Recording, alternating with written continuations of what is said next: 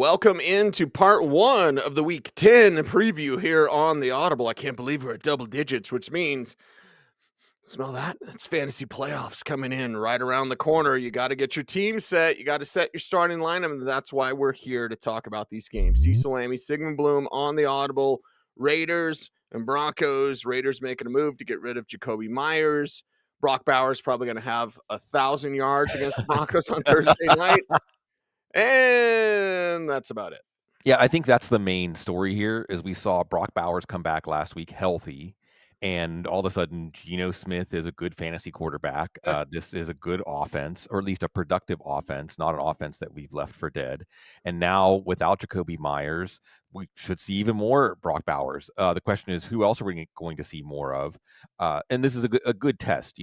Denver's defense has been up and down, but if they carry it over this week, then that gives us a good idea of what we're going to get in the second half of the year. And I think we're going to get more Michael Mayer, 2 tight ends. Hopefully that helps Ashton Genty, who's going to be in our lineups either way, but hopefully a better chance of a spike week. Didn't do much as a runner last week, but they're getting him involved as a receiver. And hopefully defenses will focus on Bowers, and then the 2 tight end sets, they can create more movement at the line of scrimmage. And of course, we'll see more Jack Besh. That's more of a dynasty evaluation phase kind of thing. Maybe he could do a little bit more. And then there's Trey Tucker. And as a what the heck flex, maybe playing him depends on what you think of Geno. Again, if you think, hey, give Geno Brock Bowers, give Chip Kelly Brock Bowers healthy, and now they can make some things happen, then probably Trey Tucker could be part of how they make things happen. But we do know that the Broncos offense are making things happen, not even just in the fourth quarter. Yeah, they got to start earlier than just the fourth quarter, but Bo Nix out there, perhaps with Marvin Mims as a return.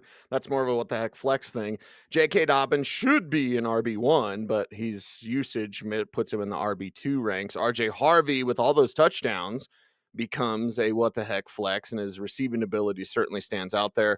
Cortland Sutton has fewer targets than Troy Franklin. Bloom, and what's up is down. Yeah, what's up is the outlook of this offense against a bad defense. Well, I mean, the Raiders aren't truly a bad defense. They're not on the Dallas, Cincinnati level bad, but they're in that bottom 10 tier. And I think that we saw this offense actually function well against those kinds of defenses. So it is, and they won't probably, well, maybe Brock Bowers will make them need a furious fourth quarter comeback, but I doubt it. So Bo Nix is coming on. He's a tremendous play this week. Unless you have an elite fantasy quarterback, he's in. Cortland Sutton should bounce back. When he's not facing Derek Stingley Jr. or Sauce Gardner, he's been fine. There's nobody on the Raiders defense that can stick with him. And like you said, Troy Franklin, he's come on 10, 8, 10 targets, led the team or tied for the lead in targets each of the last 3 weeks. A lot of trust. Like you said, with Mims back, Pat Bryant, his role, his the trust for him growing.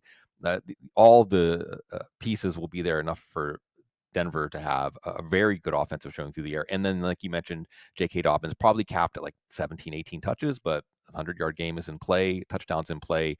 R.J. Harvey has that touchdown streak. He's making a lot of noise in the passing game. I will say Evan Ingram in that 0, he doesn't give us ceiling games. So if he's going to give us a 0, this might be one of those. Is Evan Ingram going to stay on our roster? And real quick, there was rumors that Denver was in the market for a wide receiver. They didn't get one, but anything you want to unpack from that? I don't think that was that true. Degrees of truth. Yes, there's levels to these things. And, well, I don't think they were as close to Brian Thomas or Jalen Waddle or anything as people would say. So, Yeah. there you go. Atlanta Falcons, Indianapolis Colts. We know one of these teams is excellent and, put their chips in the middle of the table. We'll talk more about the sauce in just a little bit. But let's start with those Falcons. Are they figuring things out now? If it means just throw to Drake London, that's that's actually Easy a good math. strategy. But let's talk about Sauce Gardner now, because all of a sudden the complexion of this matchup changes greatly with Sauce Gardner out there, who I think has the best in the league in terms of receptions per snap, which is an interesting stat for cornerbacks because it isn't just receptions per target. It's just when they're out there, do they give up? Sometimes you just don't even throw that way. But like we said, that might not be an option. You're going to play Drake London, but maybe more Kyle Pitts.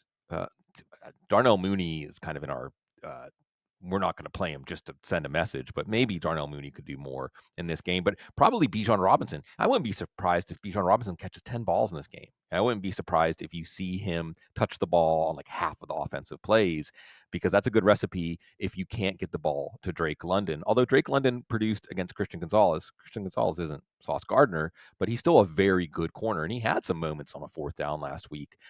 So we'll see about the Falcons, who are one of the more bipolar teams on offense and on defense. Not for a missed extra point, though. They would have had a chance to beat a team that's tied for the best record in the AFC last week on the road, and they're playing the other team that is 7-2 in the AFC in Berlin, by the way. And if you're a fan of Berlin, check out the movie Wings of Desire, which I brought up on the show like once a year or so. I'll bring up Wings of Desire. It's a beautiful Wim Wenders love letter visually to the city of Berlin. So get a little more idea. Great film. And this should be a great game. Indianapolis Colts side. And imagine how invigorated you would be.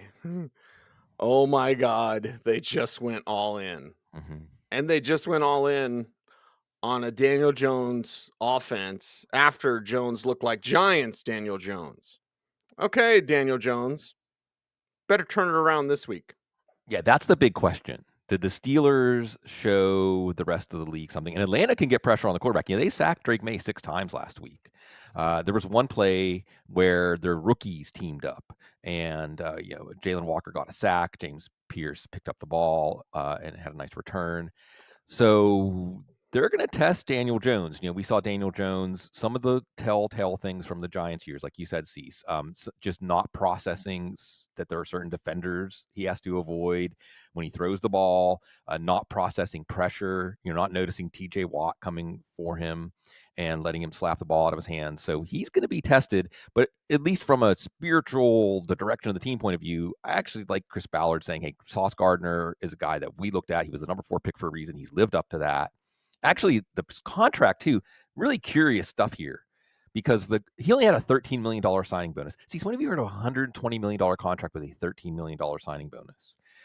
And why that's interesting is because, well, if they gave him like a $40 million signing bonus, they would have to eat all of that. The Jets would have.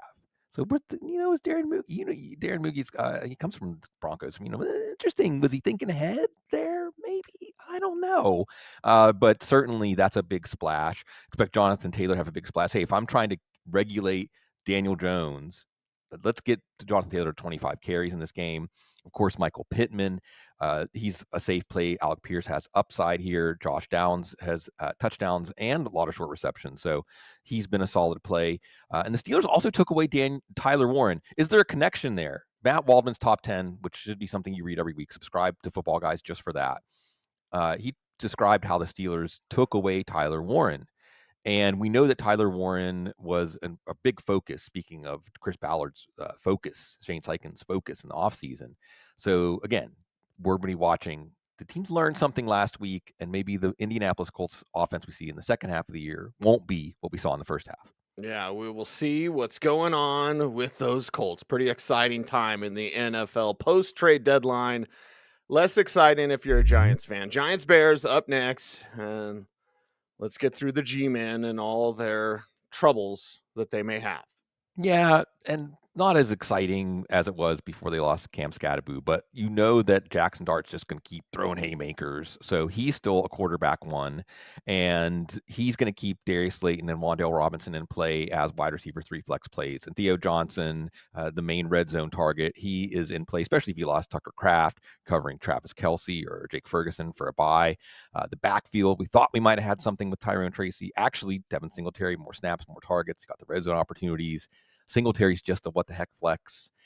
Tracy, we'll see if he can do something to redeem himself in this game, maybe as a receiver. But it really is the Jackson Dart offense. And for the Bears, Cease, okay, you did some things against the Bengals. Can you do it against an actual NFL defense? Yeah, we shall see on that NFL defense side. There's the Chicago Bears on the NFL offense side. And okay, we're recording Wednesday morning. So I guess DeAndre Swift's going to be limited or out or whatever it's been with his injury status, but then not playing, and then Kyle Monangai going nuts. Some issues fantasy GMs need to watch for here in the Bears offense. And I think what we're seeing the door open to here is something like the Montgomery Gibbs backfield, an inside outside combination, and a real combination. Because I think at this point, with Swift nagging injury, finally rested him, and now you see that you can really have a 1-2 punch in this backfield and preserve Swift by keeping him around 15 touches, 17 touches a game, and Monangai gets up to that high. If Swift even returns this week, that's what we're Right. going to be watching here. And after the way Monangai played, you don't have to rush him back. Caleb Williams, he's a boom bust play. We did see him contribute as a receiver last week. But if this game goes according to plan for the Bears, they want to run the ball probably 30, 35 times and only pass maybe 25 times. And now projecting that passing game gets even more complicated thanks to Colston Loveland. Yeah. And should he be? I'm looking at Colston Loveland as a guy now. We were just talking about Tyler Warren, Cease, or talking about teams losing Tucker Kraft. I mean, he should be that kind of leverage player in this passing game to open up things for everybody else. Does it even matter if Cole Kmet's back? I think that's what we're curious about, both Monangai and Loveland. Did the rookies show Ben Johnson last week that they're not rookies anymore, or they're players that need to be cornerstone players? And DJ Moore, with all of his talents, showing he can throw the ball, he can run the ball, he can catch the ball. And he's a better player than Rome Odunze. And at some point, if Rome Odunze doesn't start to break through in games where the Bears aren't having to pass a lot because they're behind, didn't break through last week, even though they passed a lot because they were in a shootout. Are we going to be asking, is it time to put Rome Odunze on the bench, even knowing we could miss out on a big game? Also, let's watch if Luther Burden's back. Alameda Zacchaeus is not going to go away. He's just a desperation play. But now it's even more complicated. And again, it's more complicated because this team doesn't really want to pass that much. If they're a winning team against the Giants at home, they should be. It's more desperate. Yeah. Buffalo and Miami is the next game we're going to talk about. On the Bills side, how do you think they feel about the Patriots getting all this love, right? The Bills are just like, okay, keep talking. Now, the Bills, speaking of trade deadline moves that didn't happen, they didn't add a wide receiver. Okay, they're happy, air quotes, with the players they have. Let's see how they do on the road against Miami. And since you brought it up, Cease, how can you not trade for Rashid Shaheed if he's out there? How can you not give up a Fourth and a fifth. How can you not do that? And kudos to Seattle. We'll get to that in part 2. Kudos to Seattle, because Rashid Shaheed was exactly what they needed. I mean, to a T. He was what this offense was missing. And yeah, you beat Kansas City last week. That was more of a defensive win than an offensive win. But we've seen this game already this year, and Dalton Kincaid has a strong game. In the first one, he should stay hot. Khalil Shakir had a touchdown in the first one. He stays in your lineup.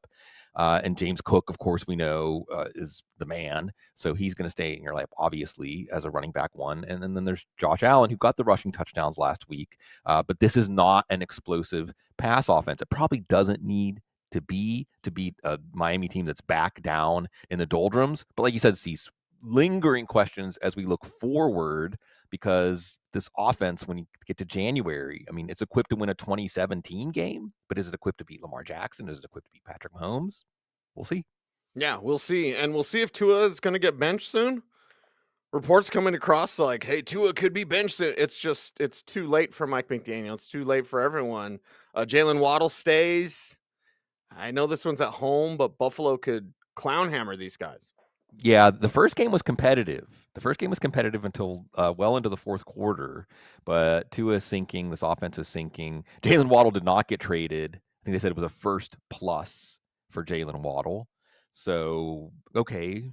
And both Jalen Waddle and Devin A. Chan, again, were asking if it's Quinn Ewers or Zach Wilson at some point, and it could be at some point in this game.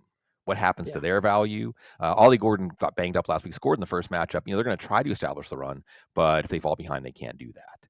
So Tyreek Hill scored in the first matchup too, by the way. So, again, things were a little different when they were competitive, especially this team looking forward to a future maybe they could save, and we know they didn't. It's over. Yeah, it's over and it's done. We're not over yet here on the Audible Part 1 of the Week 10 preview here, and we appreciate everyone for jumping on board with us. 20 years of the Audible, and we love you guys. Thank you very much for watching and listening. Baltimore and Minnesota. Baltimore is, I don't want to be hyperbolic, Bloom, perhaps the most dangerous team that could come out of the AFC. Now, they got a lot to do. If you look at their schedule, okay, this game, a little tougher. Some other games, not so tough for Baltimore, who wants to get on a roll.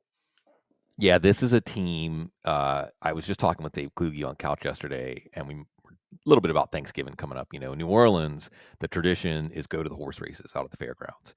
And in horse race terms, Baltimore is like a horse that stumbled out of the gate, but now it's just hanging back on the rail, waiting for the stretch run, knowing that they have that burst, that extra oomph when they need it. And the rest of the NFL, like you said, better watch out. Lamar Jackson's back.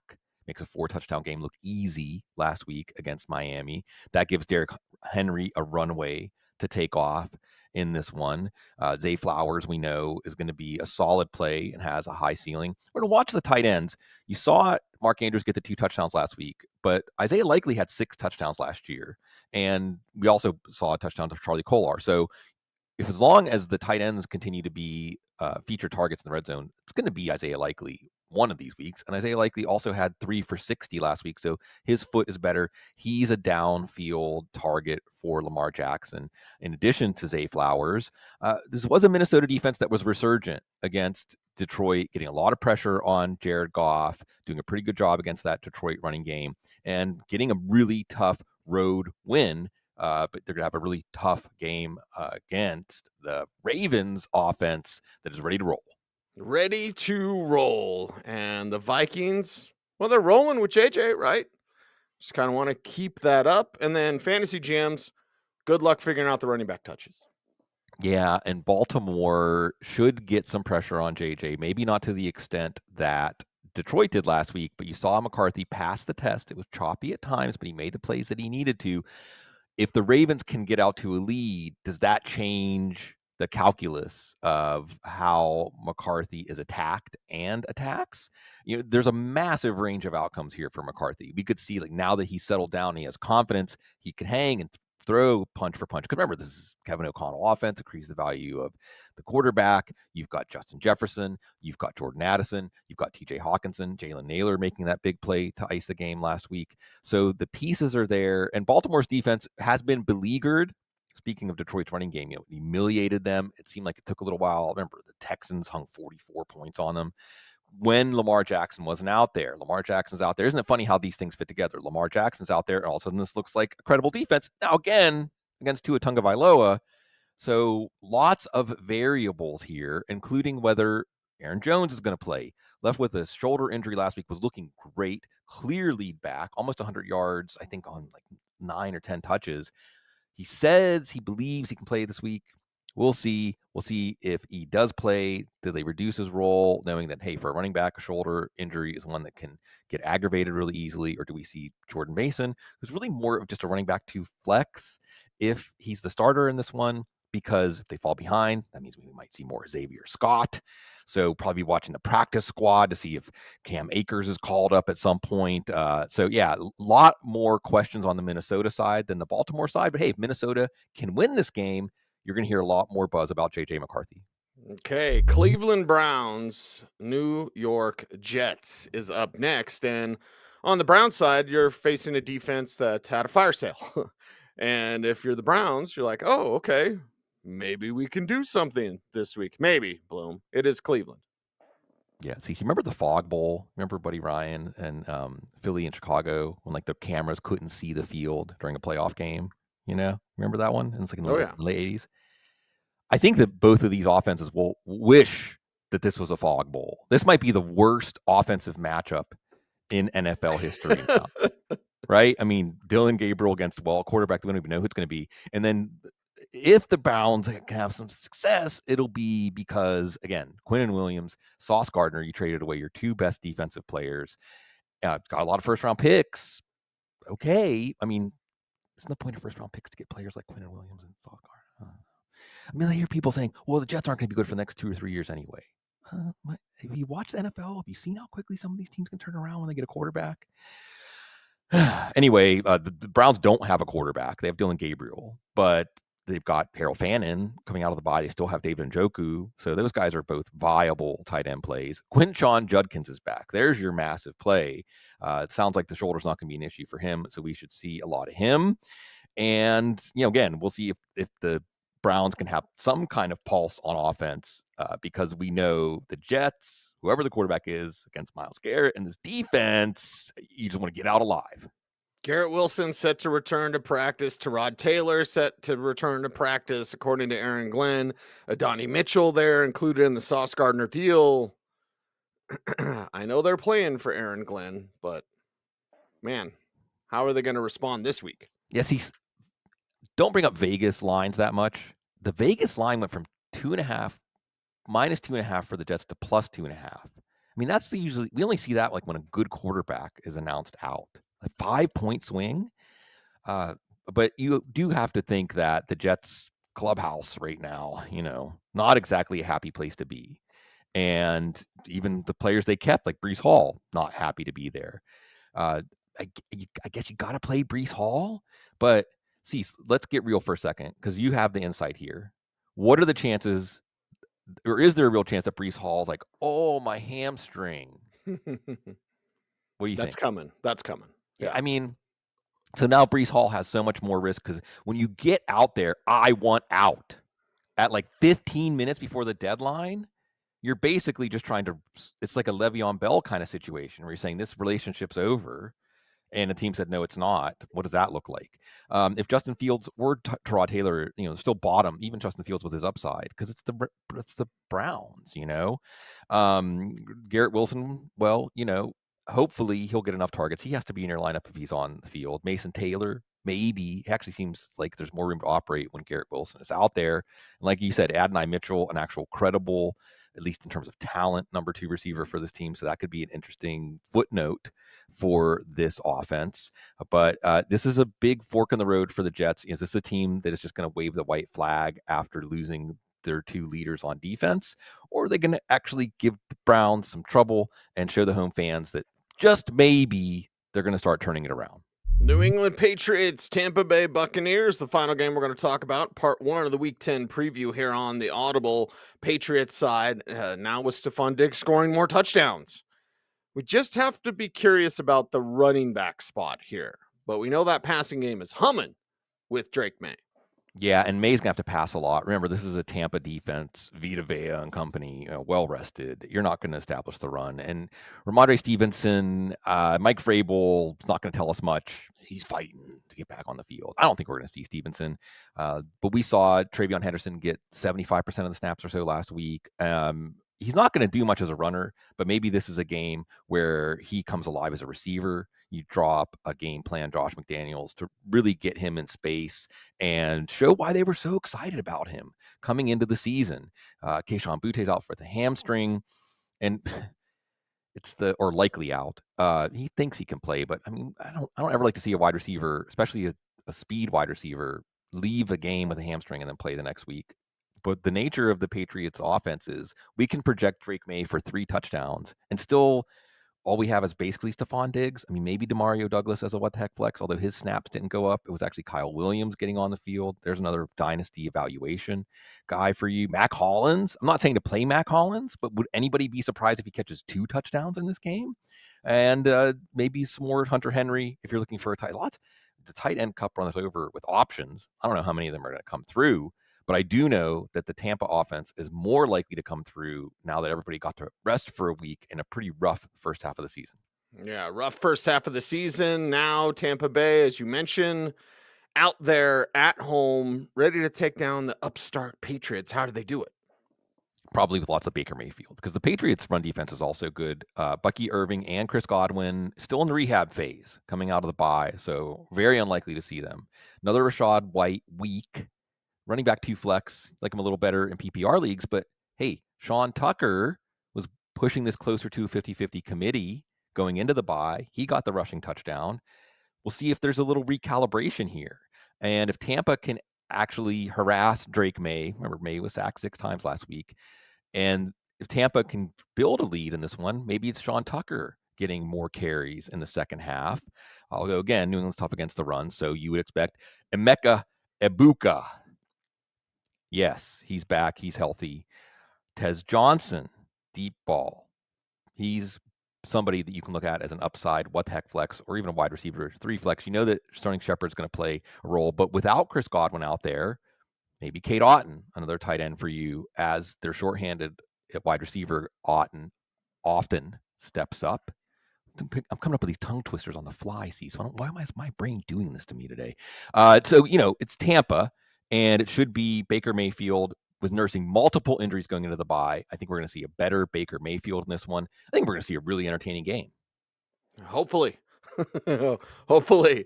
Should be one of the good ones on Sunday. It is the Audible, part 1 of the Week 10 preview here. Part 2 coming back on Thursday morning.